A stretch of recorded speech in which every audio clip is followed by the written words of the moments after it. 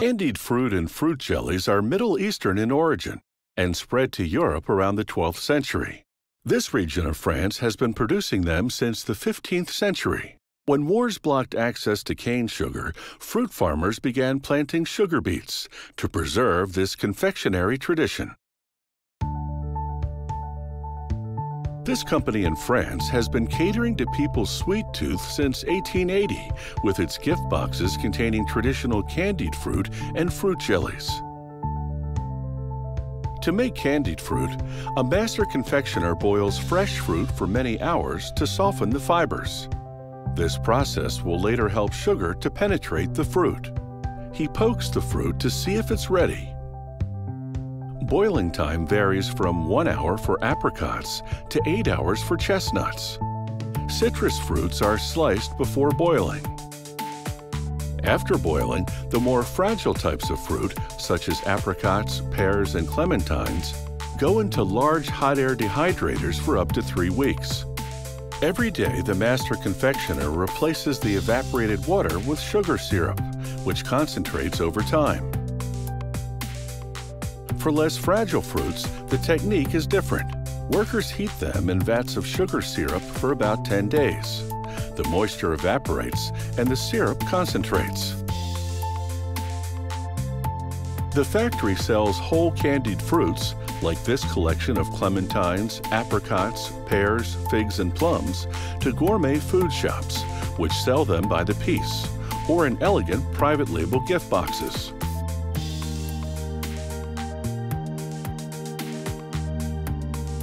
Whole candied fruit are also popular for designing edible arrangements. Making fruit jellies is a different process.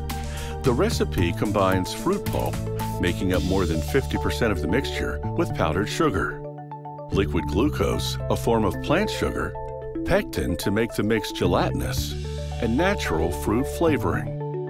A worker boils down the mix for a half hour to concentrate the sugar, then adds more fruit flavoring.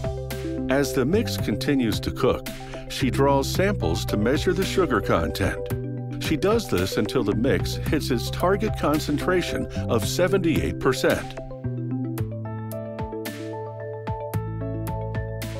Another worker pours the batch from the pot into a large pitcher, then into a square stainless steel mold. It takes the jelly a day to set.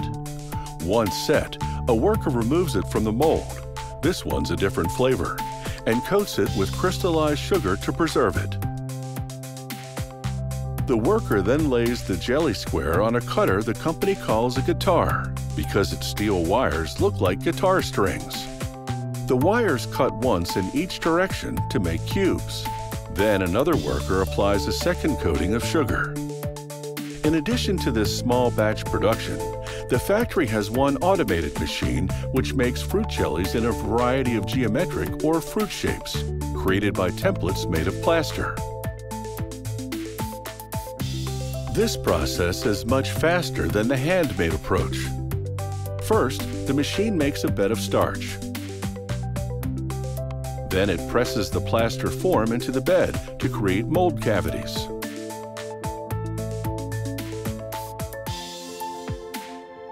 The next station fills the cavities with hot liquid fruit jelly. Then the molds are set aside for a day. The starch absorbs the residual moisture as the jelly sets. The next day, workers load the molds on top of the same machine, which flips them to dump out the jellies. The jellies tumble down a vibrating conveyor belt. The starch shakes off with each bounce. Then they pass under a spinning brush, which removes any remaining starch. The conveyor moves them into a rotating drum, which showers them with sugar. On the packaging line, a slow conveyor belt moves retail boxes in front of a row of workers. Each worker is responsible for a single flavor. While placing the required number of fruit jellies in the box, she also performs a quality control check, removing and replacing any that are misshapen. This ensures that these traditional fruit jellies look as good as they taste.